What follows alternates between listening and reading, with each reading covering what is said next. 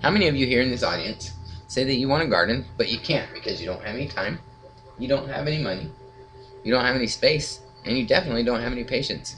Well, according to Grower Talk magazine, 60% of the respondents use these exact same excuses. I'm here to tell you, however, that you can build a garden. You have time, you don't need a whole lot of money, you don't need a whole lot of space, but you definitely do need some patience. First thing you want to look at is what you want to grow. For example, tomatoes, is something that nearly everybody loves to eat. And the thing that's about tomatoes is they require a lot of sun, and if you don't have sun, then you're not going to get a productive crop of tomatoes. So first and foremost, you want to pick up what you want to eat, what you like to eat, and secondly, what is conducive to the environment you live in. For example, if there's no sun, the tomatoes won't grow well, but lettuce will or cabbage will. The next thing after you determine what you want to grow is you have to determine where you're going to grow it. And for this example, I'm going to use terracing because a lot of people have hills in their property and they have no idea what they can do with that hill.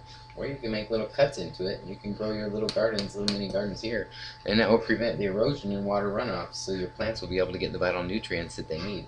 According to Kathy Boson at doityourself.com, this is one of the best ways to retain the water that's needed to grow these plants. After you figure out where you're going to put your garden, you want to figure out what you're going to plant in your garden. My choice is I like tomatoes and I like corn. So I'm going to put, since corn is a very tall plant, I'm going to put corn up here at the very back. And then I have a fence line over here on the side. I'm going to put some peas and beans there because they need the climbing structure of the fence in order to produce and grow as tall as they possibly can. You may even have to put some bars or trellises that extend on top of the fence because they grow so tall. Next thing, I'd put maybe some tomatoes here, which is just in front of the corn, so they're not as tall as the corn, so you'll be able to see them, but they need a lot of sun, so they'll get a lot of sun just like the corn will. So maybe 2 rows of tomatoes. I love tomatoes. And then next, we see that we have another section here, and this is a good spot since you have the tall plants back here. This would be a good spot for, say, your headed vegetables like lettuce and cabbage. Number one, they're short, they grow low to the ground, but they can utilize the shade that these corn and the tomato plants put off because they don't need as much sun as these 2 plants do.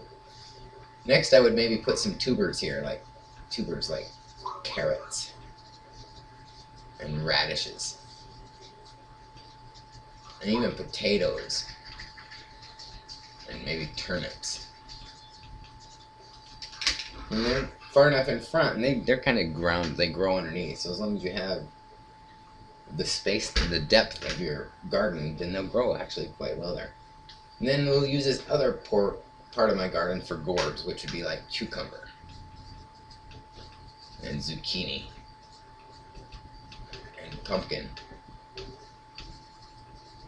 These plants need a lot of growing space because their vines extend out maybe 3 to 6 feet, and then they're very productive. So once you get a good long-standing vine, then you're going to do really good if you have a lot of room for them to grow and expand and get bigger. Your gourds can get quite big, especially pumpkins. And finally, with that, you want to maybe get a hold of some marigolds, because marigolds have been determined. Gardenswag.com has told us that marigolds are a very good pest deterrent. So I would maybe put some marigolds around the perimeter of the garden to keep some of the pests away. You know, it even has been known to keep deer and rabbit away, which are going to totally munch out on your tomatoes and your corn and your radishes and your carrots. And marigolds are very good for that. And the article that I got that information from was Gardenswag.com, 5 reasons to plant marigolds. And a lot of the root structure in your marigolds will, it creates a toxin that some of the pests can't survive in the soil there. It's actually quite interesting. Finally, or after you figure out what you want to do, the next step is to till. So you want to till your garden. You know where things are going to go. So you want to till, and you want to make these rows anywhere from 6 inches to a foot apart, depending on what the seed packet. The back of the seed packet will tell you how much space is needed for the plant to grow, and this, that, and the other, and how much sun it needs or how much shade it needs. That's a good thing about it. So you don't have to do a whole lot, just read. And then So when you till, you want to make like 4-inch high little hillocks, and you could plant each of the seeds in there according to the seed packet. You know, some of them need 6 to 8 inches, some of them need 3 to 5 inches, and your seed packet will tell you exactly how far to plant these between, so you have enough space for the proper growth to occur. And after you get things planted, you want to, then it's time to water. So you want to gently water the newborn plant, newly planted things, because if you don't, then you're going to cause these hillocks to erode, and the water is just going to run off, and then your little seed, they're not going to get the nutrients that they need, and they can possibly dry out and scatter. And that's, if you get a scattered garden, then it's going to look like you have a bunch of weeds, and you'll probably end up pulling the weeds. While you're waiting for your garden to grow, you can take the time, you know, maybe just a little bit of time each weekend, and just pull some of your weeds, because you don't want the weeds to choke out what you have growing there. And that really won't take very long. And if you're constant and continuous with it, then the weeds aren't going to have time to overpower your garden. And once you get the little seeds start sprouting, then you could water them a little bit more aggressively, because they have a decent root structure that's going to allow them to do the things that they need to do. Finally, I just want to show you how easy, or help you see, and I hope with all this information you realize how easy it is to garden. It's really not that difficult. It doesn't require a lot of science.